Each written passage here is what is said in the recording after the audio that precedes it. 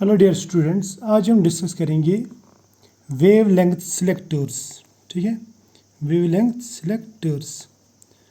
हम पढ़ रहे हैं एटॉमिक एब्जॉर्प्शन स्पेक्ट्रोस्कोपी और इसमें हम इंस्ट्रूमेंटेशन पढ़ रहे हैं। और इंस्ट्रूमेंटेशन में हम देखेंगे कि वेव लेंथ सिलेक्टर्स कहाँ पे होते हैं और इनका क्या काम होता है। देखो, अगर आपको याद होगा, हमने लाइट सोर्स पढ़ा। लाइट सोर्स से लाइट निकलती है, फिर बीच में हम चॉपर रखते हैं जो इस लाइट को चॉप करता है, यानी इसको कंटिन्यूसली आगे जाने नहीं देता। उसके बाद में यहाँ पे एटमाइज़र्स रहते हैं जो हमने डिटेल में पढ़े थोड़े। ठीक है, एटमाइज़र्स इसके थ्रू पास होने के बाद में एटमाइज़र्स कभी कभी जैसे फ्लेम रहती है तो अपनी लाइट भी दे देते हैं साथ में, लेकिन इनकी जो लाइट है एटमाइज़र्स की लाइट वो कंटिन्यूस रहती है, जबकि ये वाली जो लाइट है ये हम यहाँ पे डिसकंटिन्यू मोड में इसको दे देते हैं। ठीक है, अब यहाँ से जो लाइट निकलती है एब्जॉर्प्शन के बाद, यानी इसमें आधी एब्जॉर्ब हुई, बाकी जो बची लाइट वो हम यहाँ पे पहले फ़िल्टर करते हैं। फ़िल्टर मतलब हम इसमें वो वेवलेंथ सिलेक्ट करते हैं जिस वेवलेंथ का हमें एब्जॉर्प्शन देखना हो, तो इन्हें हम कहते हैं वेवलेंथ सिलेक्टर्स यहाँ पे। ठीक, अब ये एक्चुअली इंस्ट्रूमेंट में ये एक चीज़ रहती है, मतलब सिलेक्टर्स में कोई एक आधा सिलेक्टर रहेगा जो ये देखेगा कि कौन सी वेवलेंथ हमें आगे पास करानी है। ये जो सिलेक्टर्स हमारे पास में रहते हैं वेवलेंथ सिलेक्टर्स, मैं इसको लिखूँगा लैम्डा सिलेक्टर्स। लैम्डा का मतलब वेवलेंथ, शॉर्टकट में लिख रहा हूँ मैं सिलेक्टर्स। ये हमारे पास में बहुत तरह के रहते हैं, लेकिन हम यहाँ पे कुछ सिलेक्टर्स पढ़ेंगे और उनमें से जो ज़्यादा जनरल है वो पढ़ेंगे। तो मेनली ये वेव लेंथ सिलेक्टर्स हमारे पास में दो तरह के रहते हैं। एक रहते हैं फिल्टर्स और दूसरे को हम कहते हैं मोनोक्रोमेटर्स। मोनोक्रोमेटर्स, ठीक है, फिल्टर्स और मोनोक्रोमेटर्स। अब ये जो फिल्टर्स हैं ये हमारे पास में कई तरह के होते हैं। जैसे मैं आपको पहले समझाता हूँ ये टाइप कौन सा, उसके बाद में वो काम कैसे करता है वो बताऊँगा आपको। फिल्टर्स में हमारे पास में एब्जॉर्प्शन फिल्टर्स रहते हैं, कट ऑफ फिल्टर्स रहते हैं, इंटरफेरेंस फिल्टर्स रहते हैं और इंटरफेरेंस वेजेस रहते हैं। तो मैं यहाँ पे बताऊँगा आपको ये फिल्टर्स में हमारे पास में सबसे पहले एब्जॉर्प्शन, दूसरा मैंने आपसे कहा कट ऑफ फिल्टर्स, तीसरा मैंने आपसे कहा इंटरफेरेंस, और एक टाइप में यहाँ पे लिखूँगा, इसको हम कहते हैं इंटरफेरेंस वेज। ठीक, इसमें से मैं आपको ये वाले बताऊँगा एब्जॉर्प्शन और कट ऑफ फिल्टर्स कैसे काम करते हैं, क्योंकि ये दो मेन हैं, इनको हम छोड़ देते हैं। ये जो इंटरफेरेंस फिल्टर्स रहते हैं और इंटरफेरेंस वेजेस, इनको मैं यहाँ पे छोड़ दूँगा। तो ये दो हम सिलेक्ट करेंगे समझने के लिए। मोनोक्रोमेटर्स में आपको उसके बाद में बताऊँगा। पहले मैं बताऊँगा एब्जॉर्प्शन फिल्टर कैसे काम करता है। देखो, एब्जॉर्प्शन फिल्टर्स जो रहते हैं ये हमारे पास में या तो जेल टाइप रहते हैं, जेल रहता है, यानी हम कोई जेल लेते हैं उसमें कोई डाई भर देते हैं, मिक्स कर देते हैं या कलर्ड जेल बनाते हैं, उसको बाद में दो गिलास स्लाइड्स के बीच में चिपका देते हैं। ठीक, ऐसे थिन फिल्म बनाते हैं, ये जेल इन गिलास स्लैब्स के बीच में भर देते हैं, तो इससे हमें ये जेल फिल्टर मिल जाता है। जेल एब्जॉर्प्शन फिल्टर बोलूँगा मैं। अब करता क्या है ये जो जेल टाइप है, सपोज़ हमने यहाँ पे जो लाइट आती है वो 5-6 वेवलेंथ्स यानी पॉलीक्रोमेटिक लाइट आ गई। अब उसमें से हमें एक पर्टिकुलर वेवलेंथ सिलेक्ट करनी है। ये क्या करता है, ये जेल टाइप क्योंकि ये कलर्ड रहता है तो ये इन बाकी सबको एब्जॉर्ब करता है और एक पर्टिकुलर वेवलेंथ को यहाँ पे बाहर जाने देता है। ठीक है, इसका जो ट्रांसमिशन रहता है वो रहता है 10 to 20%, यानी 10 to 20% ये लाइट ट्रांसमिट करता है। एब्जॉर्प्शन में ये दूसरा रहता है। अब जेल के बदले में कभी कभी हम डायरेक्ट कलर्ड गिलास लेते हैं, कलर्ड गिलास, यानी हम शीशा, ये जो गिलास स्लैब्स है ना, ये ट्रांसपेरेंट रहती है, तो हम ट्रांसपेरेंट गिलास स्लैब्स के बदले में ट्रांसल्यूसेंट कलर्ड गिलास स्लैब्स लेते हैं। ठीक है, ये भी यही करते हैं, 10 to 20% ट्रांसमिट करते हैं, यहाँ जाने देते हैं। या फिर हम इसके बदले में कलर्ड प्लास्टिक शीट ले सकते हैं, इसको हम बोलते हैं एब्जॉर्प्शन फिल्टर्स। इनका क्या काम रहता है, ये बाकी लाइट्स को एब्जॉर्ब करते हैं और एक पर्टिकुलर लाइट को यहाँ से यहाँ मतलब ट्रांसमिट होने देते हैं। और कितने परसेंट लाइट ट्रांसमिट होती है इन सब में, 10 to 20%। और ये जो एब्जॉर्प्शन फिल्टर्स रहते हैं ये सब लो कॉस्ट, या मैं बोल सकता हूँ कि ये सभी के सभी इकोनॉमिकल रहते हैं, इकोनॉमिकल यानी लो कॉस्ट रहते हैं, इसमें ज़्यादा खर्चा हमें नहीं पड़ता। अब दूसरा जो हमारे पास में फ़िल्टर है जो हम यहाँ पे डिस्कस करेंगे, that is cut off filter. देखो कट ऑफ फिल्टर क्या करता है, कट ऑफ फिल्टर एक पर्टिकुलर वेवलेंथ को जाने देता है, बाकी सबको कट कर देता है, बिल्कुल रोक देता है। समझ में है ना। जबकि यहाँ पे देखो, यहाँ पे मैंने आपको बताया कि यहाँ पे कितना ट्रांसमिशन है, 10 to 20% ट्रांसमिशन होती है, लाइट ट्रांसमिट होती है। जितने हम यहाँ से डालेंगे उसमें से 10 to 20% ट्रांसमिट होती है। लेकिन ये वाले जो कट ऑफ जो है इनमें 100% ट्रांसमिशन होता है, 100% ट्रांसमिशन। मतलब किसका 100% ट्रांसमिशन, जो वेवलेंथ हमें चाहिए यानी ऑलमोस्ट 100% ट्रांसमिशन इसमें हो जाता है। जबकि जो वेवलेंथ हमें नहीं चाहिए उसको ये 100% कट कर देता है, कट। जो नहीं चाहिए, जो चाहिए इसको 100% अलाउ करता है, जो नहीं चाहिए इसको 100% कट कर देता है, यानी रोक देता है। क्लियर। अब ये फिल्टर्स कैसे काम करते हैं, कट ऑफ फिल्टर्स। मान लीजिए ये एक बैंड है, ये एक लाइट, ये यहाँ से यहाँ तक एक कलर है, फिर यहाँ से यहाँ तक दूसरा कलर, फिर यहाँ से यहाँ तक तीसरा कलर, फिर यहाँ से यहाँ तक चौथा कलर। हम क्या करते हैं, हम एक ये जो कट ऑफ रहता है ये ज़्यादातर लाइट्स को रोक देता है और एक पर्टिकुलर लाइट को अलो करता है जाने के लिए। इस लाइट को अलो करेगा, बाकी सबको रोक देगा, बाकी सबको कट ऑफ कर देगा।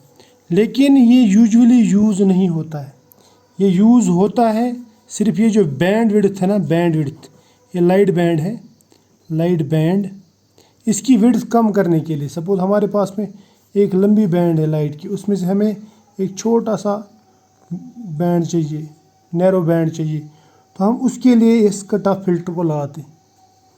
और अगर हम यूज़ भी करेंगे तो इसको इसके कम्बिनेशन में, यानी absorption plus cut off filter दोनों को कंबाइन करके लगाते हैं। यानी पहले इसको ये कट ऑफ करता है बाकी रेडिएशंस को और एक नैरो बैंड छोड़ता है, उसके बाद में हम लगाते हैं कौन सा, एब्जॉर्प्शन फिल्टर, जो अगर इसमें कोई दूसरा कलर होगा उसको ये एब्जॉर्ब करेगा और बाकी कलर को, मतलब एक कलर को यहाँ पे ट्रांसमिट होने देगा।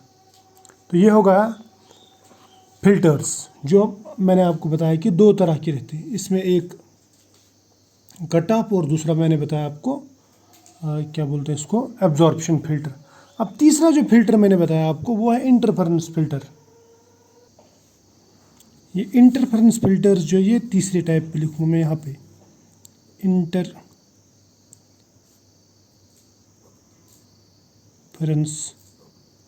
फिल्टर्स। इसको गौर से सुनना, मैं क्या कहना चाहता हूँ। देखो होता क्या है, हम एक थिन फिल्म लेते हैं, ये थिन फिल्म जो रहती है डाई इलेक्ट्रिक मटेरियल की रहती है, डाई इलेक्ट्रिक मटेरियल। और इस थिन फिल्म के दोनों तरफ थिन मेटल फिल्म्स रहती हैं। मैं बोलूँगा इसको ट्रांसपेरेंट मेटल फिल्म। चलो इसको मैं अलग कलर से बनाता हूँ, इसको मैं थोड़ा सा पिंक कर देता हूँ, ये दोनों, ठीक।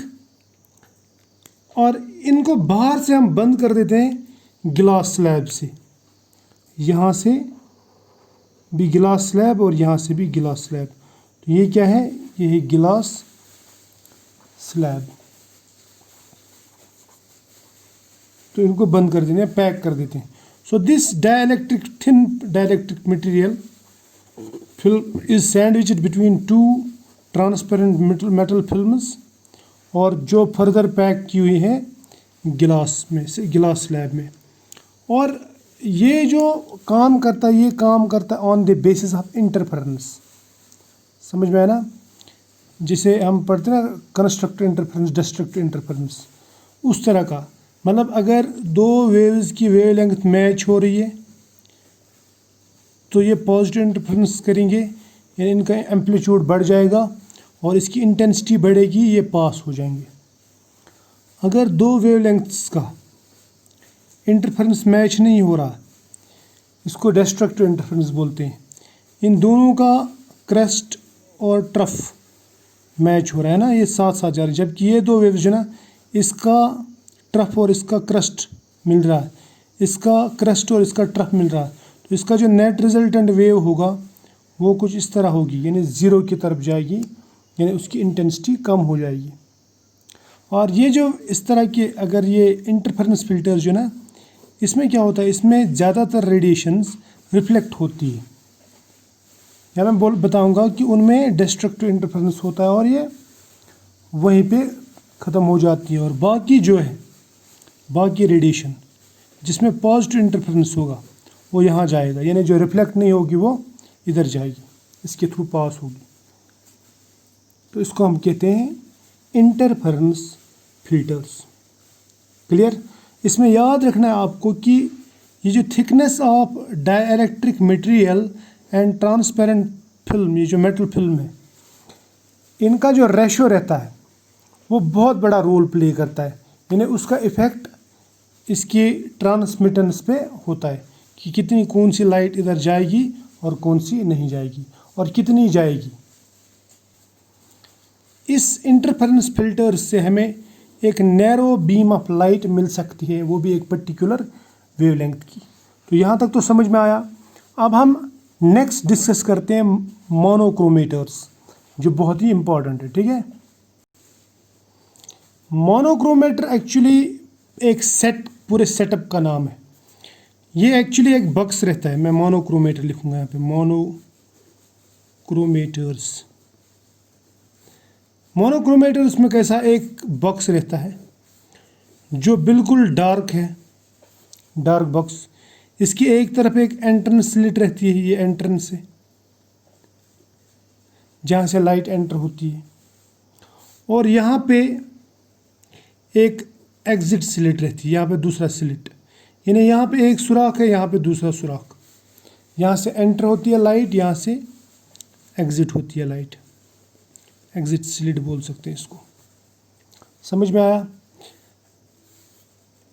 इन दोनों के पास में यहाँ पे एक लेंस रहता है, ठीक। ये लेंस इस लाइट को एक पर्टिकुलर डिवाइस पर मतलब डायरेक्ट करता है, यहाँ से लाइट जाएगी एक पर्टिकुलर। फॉर एग्जांपल मोनोक्रोमेटर में, एक मोनोक्रोमेटर ऐसा रहता है जिसमें प्रिज्म रहता है। प्रिज्म इस लाइट को अलग अलग वेवलेंथ्स में स्प्लिट करेगा और हमें एक पर्टिकुलर वेवलेंथ जो है वो यहाँ से मिल जाएगी। इसमें कुछ कॉलीमेटिंग मिरर्स वगैरह रहते हैं, कॉलीमेटिंग लेंस, मिरर्स, वो सब। तो मेरे कहने का मतलब ये है कि ये पूरा जो बॉक्स है, ये बॉक्स जिसके अंदर ये डिवाइस रहता है, इसको हम कहते हैं मोनोक्रोमेटर। अब ये मोनोक्रोमेटर हमारे पास में दो तरह के रहते हैं। एक मोनोक्रोमेटर को कहते हैं हम प्रिज्म मोनोक्रोमेटर, यानी जिसमें प्रिज्म रहता है। दूसरा मोनोक्रोमेटर जो है उसको हम कहते हैं डिफ्रैक्शन ग्रेटिंग मोनोक्रोमेटर। समझ में आया ना, या कहते हैं इसको ग्रेटिंग मोनोक्रोमेटर। यानी एक रहता है प्रिज्म मोनोक्रोमेटर, दूसरा रहता है ग्रेटिंग मोनोक्रोमेटर। अब यहाँ पे मैं इसको शॉर्टकट में बताऊंगा, क्योंकि ये चीज़ जो है ये हमने ऑलरेडी डिस्कस की हुई है। अगर आपको डिटेल में फिर से पढ़ना है ये प्रिज्म और ग्रेटिंग, तो आप स्पेक्ट्रल मेथड्स ऑफ एनालिसिस में जाइए, वहाँ पे आपको इंस्ट्रूमेंटेशन में ये मिल जाएगा। अब देखो ये क्या रहता है, ये प्रिज्म है, ये मान लीजिए गिलास प्रिज्म है। इसके थ्रू लाइट जब जाती है, सपोज इसके थ्रू एक वाइट लाइट हमने डाल दी, आपने प्रिज्म देखा भी होगा। ये वाइट लाइट इसके थ्रू पास होने के बाद में जब बाहर निकलती तो ये स्प्लिट हो जाती है ऐसे अलग अलग वेवलेंथ्स में। और हमें जो वेवलेंथ चाहिए, हम यहाँ पे जो स्लिट रहता है, या जो हम इसको इस पर्टिकुलर वेवलेंथ को इस स्लिट के थ्रू अलो कर सकते हैं जाने के लिए, इसके थ्रू अलो कर सकते हैं, बाकियों को रोक देंगे। फॉर एग्जांपल हमें ये वेवलेंथ चाहिए, हम इसको स्टॉप करेंगे, इसको स्टॉप करेंगे, इसको अलो करेंगे ताकि इस स्लिट के थ्रू बाहर आ जाए, तो हमें ये एक पर्टिकुलर वेवलेंथ मिल गई। अब यहाँ पे डिफ्रैक्शन ग्रेटिंग में क्या होता है, ये मान लीजिए ये डिफ्रैक्शन ग्रेटिंग है। एक प्लेट रहता है जिसके ऊपर ऐसे दांत जैसे बने हुए रहते हैं। अगर आपने डीवीडी देखी होगी, या सीडी जो रहती है, सीडी यूज सीडी जो सीडी प्लेयर में यूज़ करते थे पहले, तो यूज सीडी में क्या रहता है, उसमें ऐसे ऐसे फ्रिट्स जैसे रहते हैं, ठीक है, बहुत बारीक। आपने सपोज अगर सीडी देखी है डीवीडी, अगर आप उसको देखेंगे ना, उसमें ऐसे गोल गोल ये बने रहते हैं। ये गोल गोल जो है ना, ये एक्चुअली ये है, ये मान लीजिए एक गोल है, दूसरा गोल है, तीसरा गोल, और इन गोल के बीच में यहाँ पे ऐसे उतार चढ़ाव रहता है, क्रस्ट ट्रप जिसको आप बोल सकते हैं, ठीक है। इन पे जब लाइट पड़ती है, सपोज यहाँ पे एक साथ लाइट पड़ गई, यहाँ पे पहले लाइट पहुँच जाएगी, यहाँ पे लाइट बाद में पहुँच जाएगी, इसका मतलब यहाँ पे पहले ही रिफ्लेक्ट होगी, यहाँ पे बाद में रिफ्लेक्ट होगी। तो इससे क्या होगा, यहाँ से जो लाइट आती तो वो साथ में, लेकिन निकलती साथ में नहीं है। कोई रे पहले निकलती है, कोई रे बाद में निकलती। अब इसके यहाँ निकलने से क्या होगा, इसके यहाँ निकलने से इनकी जो वेवलेंथ अलग अलग है, जो अलग अलग वेवलेंथ्स है वो अलग अलग हो जाती है।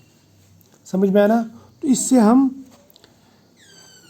एक मोनोक्रोमेटिक रेडिएशन यानी सिंगल वेवलेंथ रेडिएशन निकाल सकते हैं, ठीक है। तो इसको हम कहते हैं, ये जो अभी तक हमने पढ़े ये है वेवलेंथ सिलेक्टर्स, जिसमें मैंने आपको बताया कि फिल्टर टाइप वेवलेंथ सिलेक्टर्स रहते हैं और मोनोक्रोमेटर्स रहते हैं।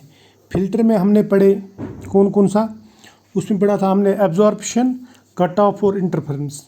और मोनोक्रोमेटर्स में मैंने आपको बताया कि एक प्रिज्म रहता है और दूसरा ग्रेटिंग रहता है। और प्रिज्म का ये जो ये एंगल है ना, ये वाला एंगल एपिकल एंगल, इस पे भी इसकी जो बेंडिंग वगैरह है या स्प्लिटिंग ऑफ जो लाइट है वो डिपेंड करती है। क्लियर। तो आई होप यहाँ तक आपको समझ में आया होगा कि ये मामला क्या है, ठीक है, और हम कैसे इस लाइट को यानी सिलेक्ट कर सकते हैं। जो भी हमको वेवलेंथ चाहिए उस अकेली वेवलेंथ को हम कैसे सिलेक्ट कर सकते हैं। ठीक, तो आज इतना ही, मिलेंगे नेक्स्ट लेक्चर में।